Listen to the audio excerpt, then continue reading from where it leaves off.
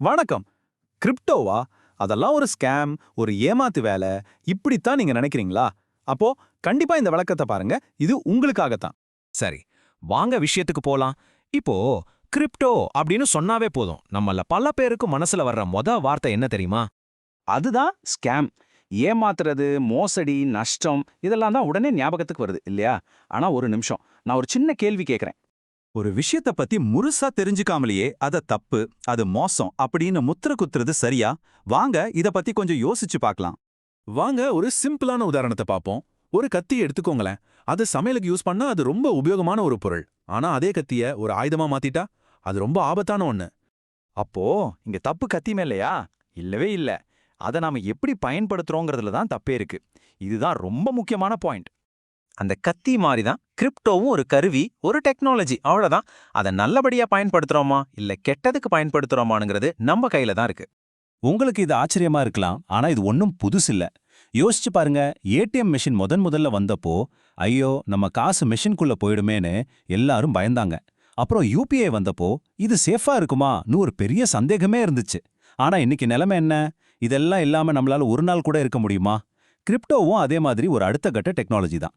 சரி, திரும்பவும் அதே கேள்விக்கு வருவோம். எல்லாரும் சொல்ற மாதிரி கிரிப்டோ ஒரு ஸ்கேம் தானா? இதுல முழு உண்மையும் இருக்கா? கொஞ்சம் யோசிச்சு பாருங்களேன். ரியல் எஸ்டேட்ல ஸ்கேம் நடக்கலையா? சிட் ஃபண்ட்ஸ்ல மோசடி இல்லையா? ஏன் ஷேர் மார்க்கெட்ல கூட ஏமாத்த வேலைகள் நடந்துகிட்டு தான் இருக்கு. அதுக்காக அந்த இண்டஸ்ட்ரியே மோசம்னு நம்ம சொல்லிட முடியுமா? கண்டிப்பா முடியாது. அப்போ ஏன் கிரிப்டோவுக்கு மட்டும் இந்த ஒரு கெட்ட பேரு? அப்போ நிஜத்துல கிரிப்டோ கரன்சினா என்ன? ரொம்ப சிம்பிள். எந்த ஒரு பேங்கோ இல்ல நடுவுல எந்த ஒரு அதிகாரமோ இல்லாம ஒருத்தர் இன்னொருத்தருக்கு நேரடியா பணம் அனுப்பிக்கிற ஒரு சிஸ்டம் தான் கிரிப்டோ. இன்னும் சொல்லப்போனா இதுல பேங்க் இல்லாம பணம் அனுப்பலாம். 24 மணி நேரமும் வருஷத்துல எல்லா நாளும் டிரான்சாக்ஷன் பண்ண முடியும். உலகத்துல எங்க போனாலும் இதுக்கு ஒரே வேல்யூ தான். ரொம்ப முக்கியமா நடுவுல எந்த மிடில்மேனும் கிடையாது.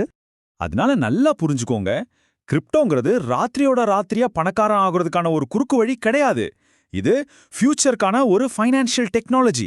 இந்த வித்தியாசத்தை நாம புரிஞ்சுக்கிறது ரொம்ப ரொம்ப முக்கியம். சரி, ஒரு விஷயத்த ஓப்பனா சொல்றேன். ஆமா, கிரிப்டோல ரிஸ்க் இருக்கு, இல்லன்னு சொல்லல.